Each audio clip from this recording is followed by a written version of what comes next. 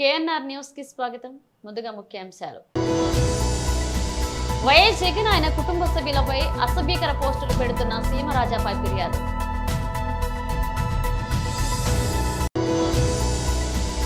BJP రాష్ట్ర కార్యాలయంలో BJP వ్యవస్థాపక దినోత్సవం సందర్భంగా జి కిషన్ రెడ్డి బీజేపీ జెండా ఎగరవేశారు.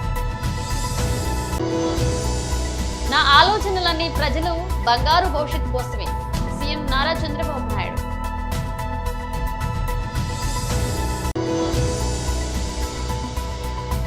ఇంటి అద్దెలు తగ్గించాలని స్పెయిన్ లో పెద్ద ఎత్తున నిరసనలు.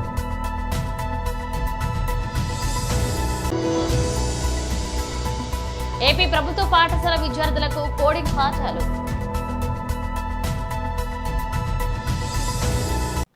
టీడీపీ సోషల్ మీడియా పెంచి పోషిస్తున్న సీమరాజా గత కొంతకాలంగా వైఎస్ జగన్ పై అసభ్యకర కామెంట్లు చేయడంతో పాటుగా పోస్టులు పెడుతున్నాడని, సీమరాజాపై చర్యలు తీసుకోవాలి అంటూ మంగళగిరి నియోజకవర్గ సమన్వయకర్త దొంతరెడ్డి వేమారెడ్డి ఆధ్వర్యంలో పార్టీ నేతలు మంగళగిరి పట్టణ పోలీసులకు ఫిర్యాదు చేశారు. ఈ కార్యక్రమంలో పార్టీ నాయకులు నవరత్నాల Narayanamurthy, party legal cell Narayanareddy, Guntur జిల్లా అధికార ప్రతినిధి కసిరెడ్డి బాజీ గంగాధర్, మంగళగిరి పట్టణ అధ్యక్షులు ఆకురాతి రాజేష్, మంగళగిరి మండల అధ్యక్షులు నాలి వెంకటకృష్ణ, నియోజకవర్గ యువజన విభాగ అధ్యక్షులు సయ్యద్ గౌస్ మొహిద్దీన్, నియోజకవర్గ social media incharge Bhimireddy Sharan Kumar Reddy, నియోజకవర్గ లీగల్ సెల్ అధ్యక్షులు కలకోటి సునీల్ కుమార్, మంగళగిరి మండల ప్రధాన కార్యదర్శి అర్దల మనీష్ కుమార్ కార్యకర్తలు పాల్గొన్నారు.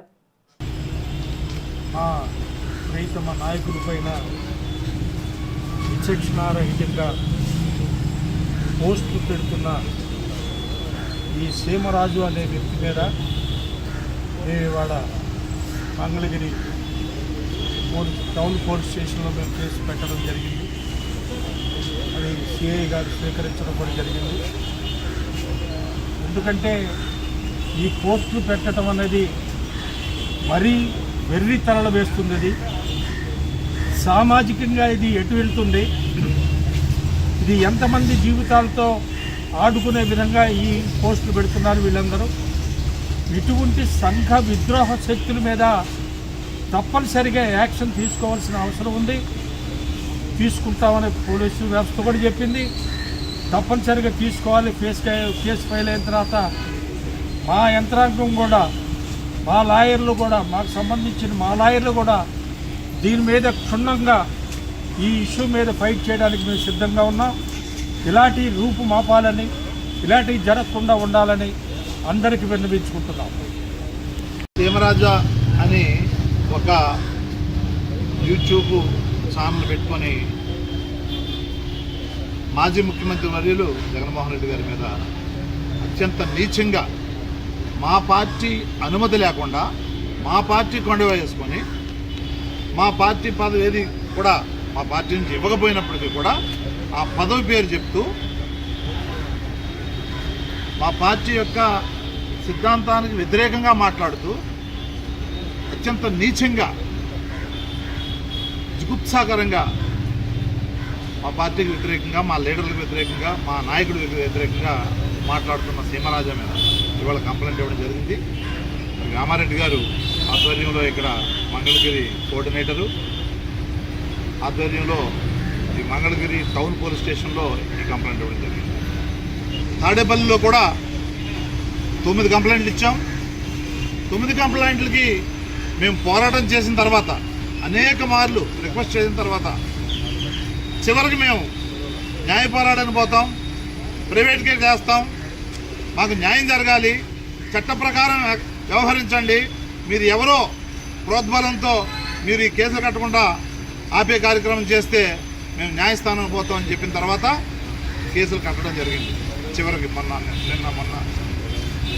ఈరోజు మళ్ళీ అది సీమరాజా చూస్తే అత్యంత దారుణంగా, అప్రజాస్వామికంగా, జుగుప్సాకరంగా, నీచాతి నీచంగా మరి ఇట్లాంటి పోస్టులు పెట్టి మా నాయకుడిని అవమానిస్తే ఎంతవరకు సబబు అని నేను అడుగుతా ఉన్నా. మీకో న్యాయం, మాకో న్యాయమా? మేము అధికారంలో ఉన్నప్పుడు అనేక రకాల కేసులు సోషల్ మీడియా కార్యకర్తల మీద మీరు పెట్టినప్పుడు మేము స్వీకరించాం, మా ప్రభుత్వం స్వీకరించింది, పోలీసు యంత్రాంగం స్వీకరించింది, చట్టబద్ధంగా వ్యవహరించాం, వాళ్ళ శిక్షలు కూడా కొంతమంది పడ్డాయి. మరి మీరు ఎందుకు ఇది చేయటం లేదు? అని ప్రశ్నించడానికి వచ్చాం. మేము ఆ కంప్లైంట్ ఇవ్వడం జరిగింది సిఐ గారికి. మరి వేమారెడ్డి గారు కూడా మాట్లాడడం జరిగింది. వాళ్ళు కేసు కడతామని చెప్పేసి హామీ ఇవ్వడం జరిగింది. కేసు కట్టడమే కాదు, వాళ్ళని పట్టుకొని విచారణ చేసి కఠినంగా వ్యవహరించి వాళ్ళని శిక్షించాల్సిందిగా మేము కోరాం. కేసులు గట్టిగా అనేక సెక్షన్లు ఏవైతే వర్తిస్తాయో అవన్నీ పెట్టి మరి వాళ్ళని శిక్షించాల్సిందిగా కోరాం. శిక్షించకపోతే న్యాయ పోరాటం చేస్తాం. మేము దానికి సిద్ధంగా ఉన్నాం. బీజేపీ రాష్ట్ర కార్యాలయంలో బీజేపీ వ్యవస్థాపక దినోత్సవం సందర్భంగా జి కిషన్ రెడ్డి బీజేపీ జెండాను ఎగరవేశారు. మళ్ళీ ఈ యొక్క పార్టీ యొక్క పతాకాన్ని కార్యాలయంలో ఆవిష్కరించడం చేయడమే కాకుండా దేశవ్యాప్తంగా కూడా ఈరోజు ప్రతి కార్యకర్త తన ఇంటి మీద పార్టీ జెండా ఎగరవేసి బూత్ కమిటీ సభ్యులతో సమావేశాలు నిర్వహించి 3వ పర్యాయం నరేంద్ర మోడీ గారు అధికారులకు వచ్చిన తర్వాత వారు తీసుకుంటున్నటువంటి మరి సాహసపేత నిర్ణయాలు, సానుకూల నిర్ణయాలు. స్వర్గీయ అటల్ బిహారీ వాజ్పేయి గారు పార్టీ వ్యవస్థాపక అధ్యక్షులుగా ఏ లక్ష్యాలతోనైతే ఏ ఉద్దేశాలతోనైతే పార్టీ స్థాపింపబడ్డదో క్రమేణా ఈ 11 సంవత్సరాల కాలంలో మోదీ గారి నేతృత్వంలో ఆ యొక్క సిద్ధాంతాలకు లక్ష్యాలకు లోబడి మనం ఏదైతే 370 ఆర్టికల్ రద్దు కావాలని గోడల మీద వార్తలు రాసేవాళ్ళమో ఆ యొక్క కళ సాకారమైంది. భవ్యమైనటువంటి రామ మందిర నిర్మాణం అయోధ్యలో ఏదైతే ఇవాళ ప్రపంచం మొత్తం కూడా అబ్బురపరిచే రీతిలో అయోధ్యలో రాముడు జన్మించినటువంటి భూమిలో మందిర నిర్మాణం పూర్తి చేసుకున్నాం. 3వసారి నరేంద్ర మోడీ గారు గెలిచిన తర్వాత స్వతహాగా మెజారిటీ సంపాదించలేకపోయారు. ఇతర పార్టీల అజెండాతో ఈ ప్రభుత్వం పనిచేయాల్సి వస్తుందని చెప్పి మన ప్రత్యర్థులు అనేక విమర్శలు చేసినప్పటికీ కూడా మొదటి పార్లమెంట్ సమావేశంలోనే వారు మరి వక్ఫ్ బిల్ యొక్క సవరణ చట్టం తీసుకురావడము, ఒకే దేశం ఒకే ఎన్నికలు అనేటువంటి మరి బిల్లును కూడా ప్రవేశపెట్టి ఈరోజు మొత్తం ఇవాళ ప్రపంచం తిలకించింది. చరిత్రాత్మకమైనటువంటి 2 రోజుల పార్లమెంట్ సమావేశాల్లో ఆ చర్చల్లో ఈ యొక్క వక్ఫ్ బిల్లు ఆవశ్యకత, ముస్లింలలో ఉన్నటువంటి పేద వర్గాలకు ముఖ్యంగా పస్మంద ముస్లిం సమాజానికి న్యాయం జరగాలని, ముస్లిం మహిళలకు కూడా మరి ఈ యొక్క మరి వక్ఫ్ ఆస్తుల ద్వారా వచ్చే సమకూరే ఆదాయం ద్వారా వారికి కూడా మేలు జరగాలని చెప్పి ఏదైతే నిర్ణయం తీసుకున్నాడో ఆ చరిత్రాత్మకమైన బిల్లు ఆమోదం పొందడము, అదే రకంగా ఒకే దేశం ఒకే ఎన్నిక అనే అంశం కూడా ఈరోజు చర్చలోకి రావడం. మోదీ గారి ప్రభుత్వము ఏదో ఆషామాషిగా హడావుడిగా ఈ యొక్క బిల్లులు ఆమోదం కాకుండా మొత్తం ఇవాళ సమాజం అంతా కూడా వారి యొక్క అభిప్రాయాలు సేకరించి పార్లమెంట్లో కూడా మరి దాదాపు 24 గంటలు 2 సభల్లో చర్చకు. నందిగామ నియోజకవర్గం ముప్పాళ్లలో బాబు జగజీవన్ రామ్ జయంతి కార్యక్రమంలో పాల్గొన్నారు ముఖ్యమంత్రి నారా చంద్రబాబు నాయుడు. ఇచ్చాయి, ఆర్థిక సంస్కరణలు తీసుకొచ్చాయి. ఆర్థిక సంస్కరణ వల్ల సంపద వచ్చింది. అదేవిధంగా మీరు చూస్తే సంక్షేమ కార్యక్రమాల వల్ల కొంతవరకు వెసులుబాటు వచ్చింది. కానీ ఆర్థిక అసమానతలు పెరిగిపోతున్నాయి. ఏదైతే డబ్బులుండే వాళ్లకు డబ్బులు ఎక్కువ వస్తున్నాయి, డబ్బులు లేని వాళ్ళకి జీవన ప్రమాణాలు తగ్గిపోతున్నాయి. అయితే ఈరోజు సమాజమే మనకు అన్నీ ఇచ్చింది. మీరు 5 మంది మాట్లాడారు.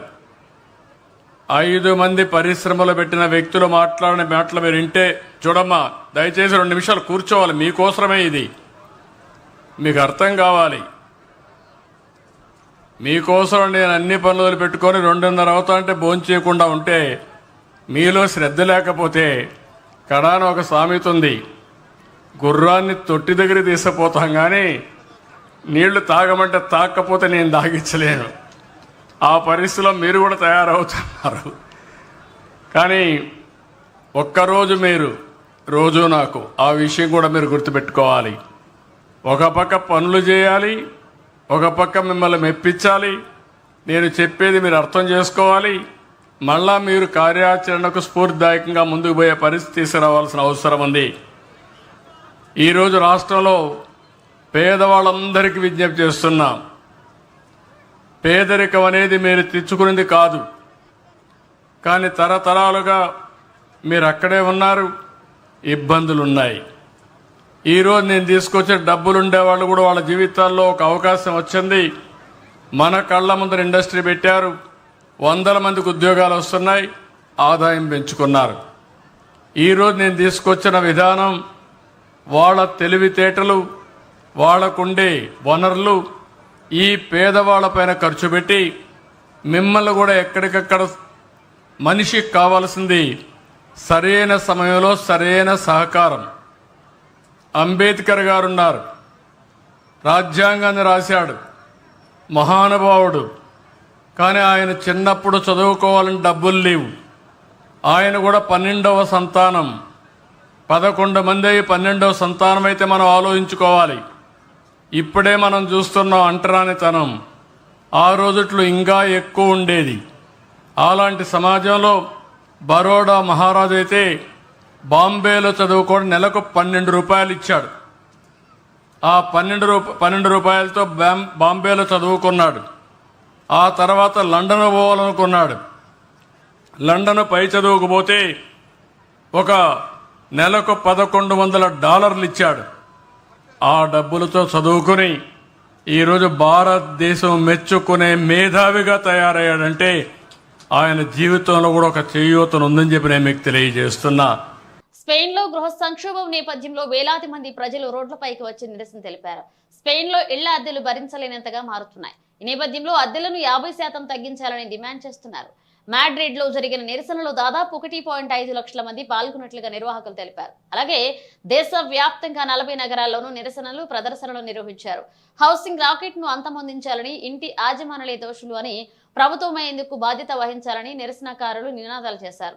ఈ సందర్భంగా మాడ్రిడ్ అద్దెదారులు సంఘం ప్రతినిధి వలేరియారాకు మాట్లాడుతూ కాటలాన్ తీర ప్రాంత పట్టణాల్లో పెరిగిపోతున్న అద్దెలపై సమ్మె చేయాలని పిలుపునిచ్చారు. ఇంటి వ్యాపారం ముగింపునకు ఇది నాంది అన్నారు. మన జీవితాలను, మన వనరులను మింగివేసే ఈ పరాన్నజీ వ్యవస్థ లేకుండా మెరుగైన సమాజానికి ఇది నాంది కావాలని ఆకాంక్షించారు. 1.4 మిలియన్ల స్పానిష్ కుటుంబాలు తమ ఆదాయంలో 30% పైగా ఇంటి అద్దెలకు చెల్లిస్తున్నారు. స్పెయిన్ లో ఇటీవల గృహ సంక్షోభం అతిపెద్ద సామాజిక సమస్యగా మారింది. ఆస్తి ఊహాగానాలు, మూలధన లాభాలను పొందాలనే ఆశతో ఆస్తిని అమ్మడం లేదా కొనడం, పర్యాటక అపార్ట్మెంట్ల అద్దెలు పెరగడం ఇందుకు కారణం. ప్రభుత్వ గణాంకాల ప్రకారం మాడ్రిడ్ లో కనీసం 15,000 టూరిస్టు అపార్ట్మెంట్లు అనధికారికంగా నడుస్తున్నాయి. స్పెయిన్ లో ఇళ్ల అద్దెలు విపరీతంగా పెరిగిపోవడంతో 30 ఏళ్లలోపు ఉన్న 85% మంది యువత ఇప్పటికీ తమ తల్లిదండ్రులతోనే నివసిస్తున్నారు. బార్సెలోనాలో జరిగిన ఆందోళనలో ఇంటి అద్దెలను 50% తగ్గించాలని నిరసనకారులు డిమాండ్ చేశారు.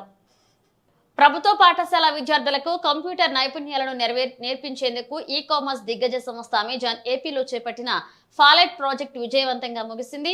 3 జిల్లాల్లోని ప్రభుత్వ పాఠశాల ఉపాధ్యాయులు, విద్యార్థులకు అమెజాన్ ఫ్యూచర్ ఇంజనీర్ శిక్షణ అందించింది.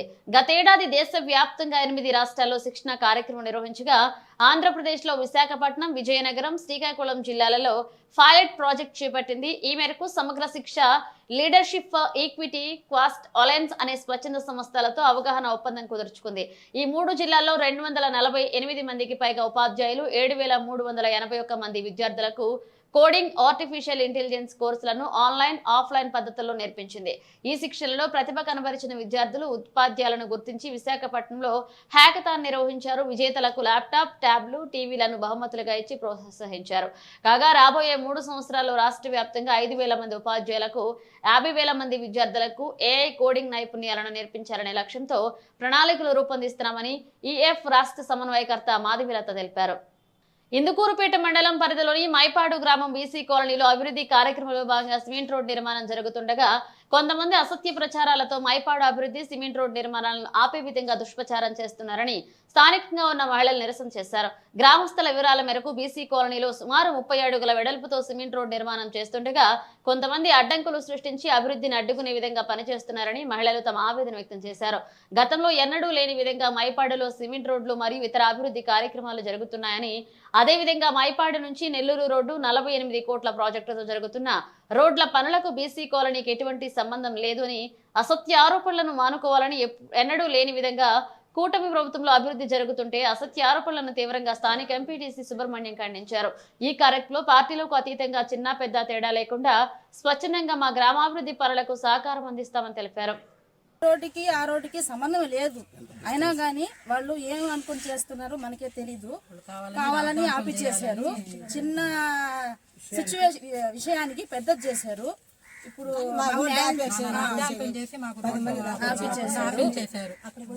అక్కడ పోయి మీరు వీడియో చెక్ చేసుకోండి. ఎంపీటీసీ గారు వచ్చి అలా ఆ వాటర్ ని వేస్ట్ వాటర్ ని క్లియర్ చేసేసారు. వాళ్ళకి ఏం ప్రాబ్లం లేదు, అయినా కానీ వాళ్ళు చిన్న విషయానికి పెద్ద చేస్తున్నారు. ఇప్పుడు రోడ్డు కూడా ఆపిచ్చేసారు. అది అసలు మీడియా చెప్పిన అవసరం లేదు ఆ విషయం, అయినా కానీ పెద్ద చేసేసారు ఆ విషయం. విషయం ఇబ్బంది అవడం వల్ల రోడ్డు ఆపేశారా? ఈ విధంగా వార్తలు రావడం అవును, వాళ్ళు ధర్నా చేశారు కదా, చెప్పారంట కదా వాళ్ళు. నీళ్లు చాలా సంవత్సరాలు నీళ్లు ఆగుతున్నాయి. అప్పుడు చెప్పలేదు, ఇప్పుడే ఎందుకు చెప్తున్నారు? ఇది ఆ మైపాడు మెయిన్ రోడ్డుకి ఈ రోడ్డుకి ఏమన్నా సంబంధం ఉందా? సంబంధమే లేదు.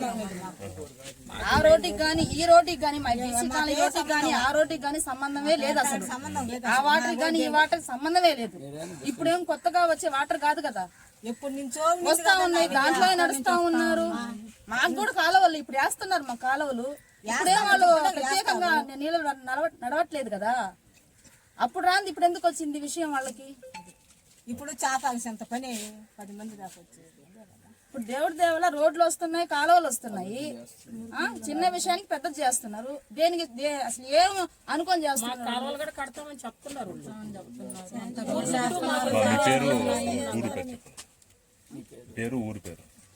మైపాడే కదా, మైపాడు. నా పేరు హసీనా అండి. మా కాలువలు ఆ రోడ్లు వాళ్ళ ఆ నీటికి ఆ రోడ్డుకి బీసీ కాలనీ వాళ్ళకి సంబంధం లేదు. మాకు ఈ సైడ్ పెట్టిస్తా అన్నారు, మా ఎంపీటీసీ గారు పెట్టిస్తా అన్నారు, మాకు హామీ ఇచ్చారు. అది నా పేరు ఆయిష, మైపాడు. నిన్న బీసీ కాలనీ వాళ్ళు వచ్చి మా వీధిలో రోడ్లు వేస్తున్నారు, వచ్చి నానా రాద్ధాంతం చేశారు. రోడ్లు రానియకుండా ఆపించేశారు, వేయకూడదని చెప్పి. వాళ్ళకి నీళ్లు ఆగుతున్నాయంట, దానివల్ల ఇబ్బంది జరిగిందని. అక్కడేమో ఇబ్బంది వచ్చింది, లేకుంటే నేను చెప్పంగానే పంచాయతీ సెక్రటరీ వారు ఎంపీసీ వాళ్ళు వెళ్ళి క్లీన్ చేయించేశారు, నీళ్ళు వెళ్ళిపోయాయి. అయినా వాళ్ళు వచ్చి ఇక్కడికి వచ్చి నానా రాద్దాంతో ఇంత ఇష్యూ చేయాల్సిన అవసరం లేదు, దీన్ని అనవసరంగా పద్ధతిగా చేశారు. నాకెందుకు రోడ్లు వస్తున్నాయి, మా కాలువలు కూడా వస్తాయని చెప్పారు. అంతా ఇది దీన్ని అనవసరంగా ఇంత పెద్ద ఇష్యూ చేశారు, చేయాల్సిన అవసరం లేదు. మామూలుగా వెళ్ళి పంచాయతీ దగ్గర చేయించి వాళ్ళు చేయించుకోవాల్సిన పని, దీన్ని అనవసరంగా ఇది చేశారు. ఎన్నో రోజులకు రోడ్డు ఎడలు వేసుకున్నాం, మేము ఏదో సంతోషపడుకుంటున్నాం. ఇవన్నీ గొడవలు, ఈ రోడ్డు అంతా మాకు వచ్చింది. మనబోలు మండలం జట్లకొండూరు గ్రామ పంచాయతీ పరిధిలోని కొండూరు సత్రంలో వెలసి ఉన్న శ్రీ సీతారాముల ఆలయంలో శ్రీరామ నవమి సందర్భంగా శ్రీ సీతారాముల కళ్యాణం నిర్వహిస్తున్నట్లుగా ఆలయ పూజారి గందల్ల శ్రీనివాసులు తెలిపారు.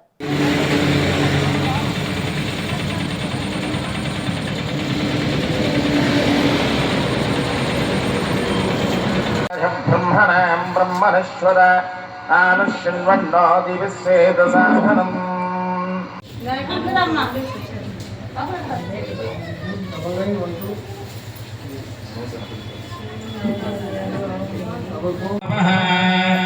ఓగం సత్యం సత్సవితుర్వరేణ్యం మర్గోరేణస్య ధీమహి.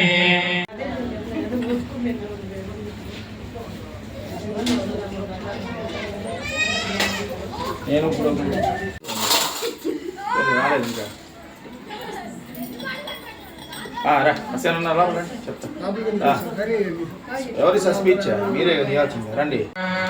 దేవీ ఛంద ప్రాణ వినియోగ ఓం భోః నారాయణాయ నమస్తే.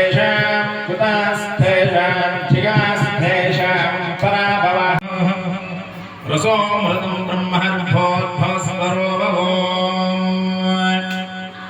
श्री महागणपति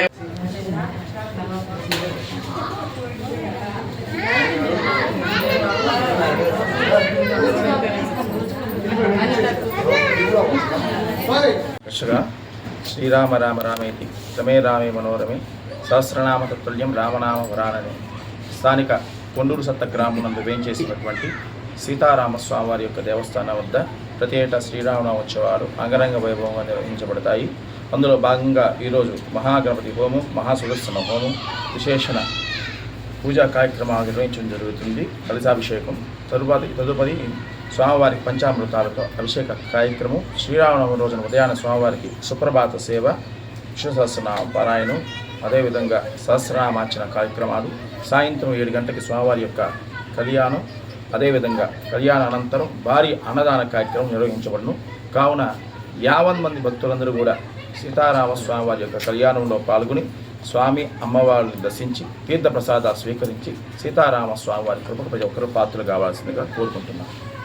ప్రముఖ సినీ నటి తమన్నా భాటియా సినీ పరిస్థితులు అడుగుపెట్టి 20 ఏళ్లు పూర్తయింది. 2005లో చాన్సా రోషన్ చెహరా చిత్రంలో ఆమె నటిగా తెరంగేట్రం చేశారు. తన 20 ఏళ్ల కెరీర్లో వివిధ భాషల్లో నటించి ప్రేక్షకుల అభిమానాన్ని చూరగొన్నారు. తాజాగా ఆమె ప్రధాన పాత్రలో నటించిన ఓదెలా 2 చిత్రం విడుదలకు సిద్ధంగా ఉన్న నేపథ్యంలో ఓ ఛానల్కి ఇచ్చిన ఇంటర్వ్యూలో ఆమె తన సినీ ప్రయాణానికి సంబంధించిన పలు ఆసక్తికర విషయాలను పంచుకున్నారు. తాను 10వ తరగతి చదువుతున్నప్పుడే చిత్ర పరిశ్రమలోకి వచ్చానని, నటనను కేవలం వృత్తిగా కాకుండా ఇష్టంగా ఆనందంగా చేశా అన్నారు ఆమె. ఇక నిజ జీవితంలో తాను కళాశాల విద్యను అభ్యసించలేకపోయినప్పటికీ సినిమాల్లో మాత్రం విద్యార్థినిగా నటించానన్నారు ఆమె.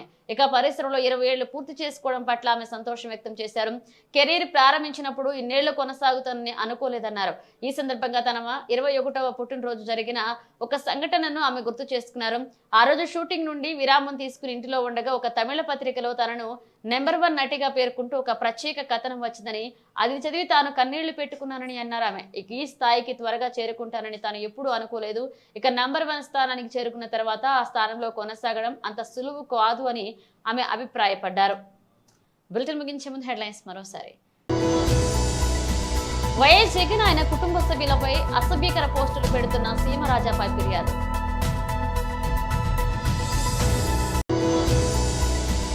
బీజేపీ రాష్ట్ర కార్యాలయంలో బీజేపీ వ్యవస్థాపక దినోత్సవ సందర్భంగా జి కిషన్ రెడ్డి బీజేపీ జెండా ఎగరవేశారు. నా ఆలోచనలన్నీ ప్రజలు బంగారు భవిష్యత్తు కోసమే, సీఎం నారా చంద్రబాబు నాయుడు.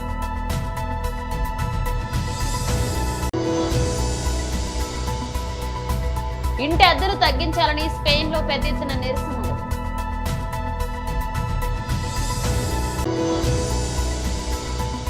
ఏపీ ప్రభుత్వ పాఠశాల విద్యార్థులకు కోడింగ్ పాఠాలు. ఇవి బులెటిన్ అప్డేట్స్. మరిన్ని అప్డేట్స్ తో మళ్ళీ కలుద్దాం.